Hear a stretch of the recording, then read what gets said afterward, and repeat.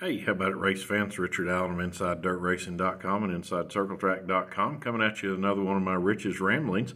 And today my main topic is going to be a little bit of a historic weekend for the sport of dirt late model racing. As this weekend begins, Lucas Oil Late Model Dirt Series new chase for the championship that they introduced back during the off-season, this past off-season, where they are going to determine their champion in a little bit different way. You know, of course, in previous years, it's just been whoever accumulated the most points over the course of the season was going to be the champion, and it just worked its way down the rundown from there. But it's going to be a little different this year with the final race of the season, the Dirt Track World Championship, moving to the Eldora Speedway. They've come up with a way to ensure that there will be a battle for the championship in that race, as eventually there will be cuts made that will have it cut down to 4 drivers who will be competing for the championship, with the highest finishing of those 4 drivers being declared the Lucas Oil Late Model Dirt Series champion for 2023.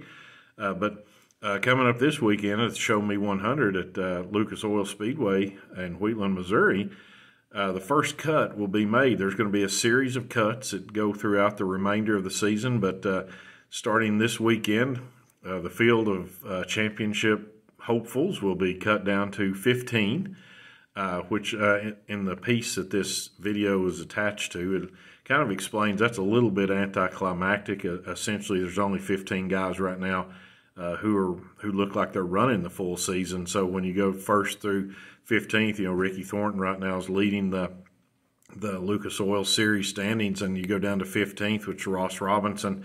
Those are essentially the only guys, those 15 are the only ones who are competing on the full series. So this weekend's going to be a little anticlimactic, as we pretty much already know who those 15 drivers are going to be, unless something crazy happens over this coming weekend, but it's kind of doubtful that it will. But now, where the real racing is going to start is what happens after this. Now that we'll be cut down to 15, the next cut's going to come on July the 15th in the Diamond Nationals, also at Lucas Oil Speedway. And in that case, we'll be cutting down from the top 15 down to the top 12. Well, if you look at the current standings, there's some guys who could be in that mix, some pretty big names that might find themselves being cut out of that top 12. I mean, you've got a 4-time Lucas Oil champion in Jimmy Owens, who right now is 12th in the standings. He's been showing much better speed here lately, especially since his Kohler Motorsports team switched from Longhorn to Rocket. He's starting to look a little more like the Jimmy Owens that we expect. But as I said, he is 12th right now.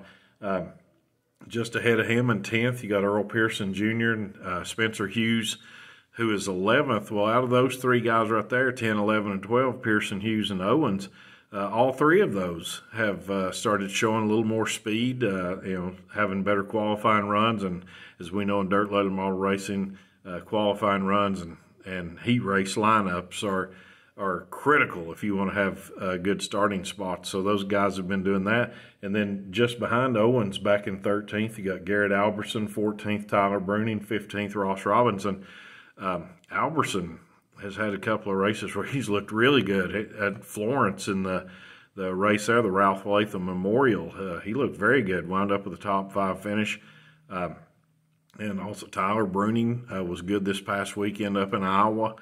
So he looks like he could be a factor too. So out of those guys right there, back from 10th, starting with Earl Pearson Jr., back to 15th, and Ross Robinson, I mean, after the next cut on July the 15th in the Diamond Nationals, 3 of those guys are going to be out. So you can't really afford, because they're tied enough in the points where one bad outing could really cost you in this scenario the way it is. And if you want to race for a championship, you've got to be able to stay in there, be consistent. It looks like in the piece, like I said, that this video is attached to, the top 3 of Ricky Thornton Jr., Hudson O'Neal, and Brandon Overton. I mean, they're looking really good right now.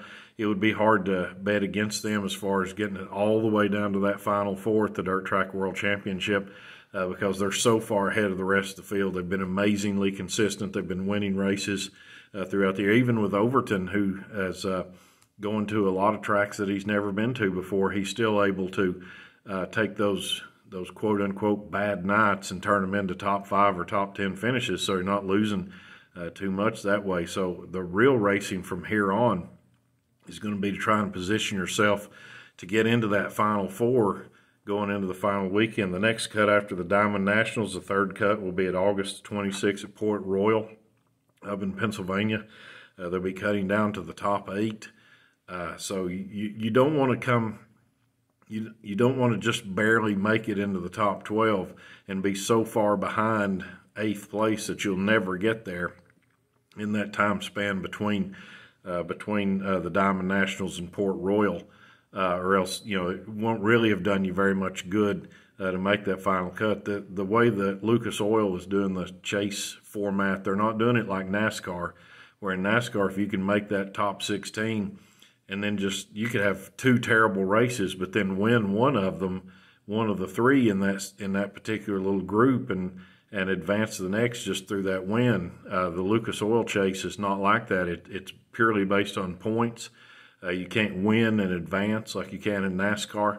So you need to be at this point, if you're going to be in those top 15, but you want to go beyond the top 15, it's time to start adding more points to the whole thing. So like I said, you got 4-time champion Jimmy Owens, you've got 4-time champion Earl Pearson, who can't really afford to have bad races. I mean, they not only have good races to make it into the top 12 after the Diamond Nationals cut, but you need to be looking further ahead to start moving closer to those guys who are in the top 8.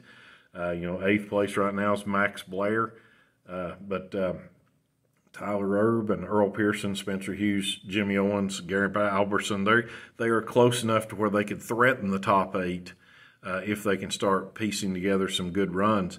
So this is a critical time for those guys who want to seek a Lucas Oil Late Model Dirt Series championship, or for that matter, if you just want to get into the top 5, because it pays throughout.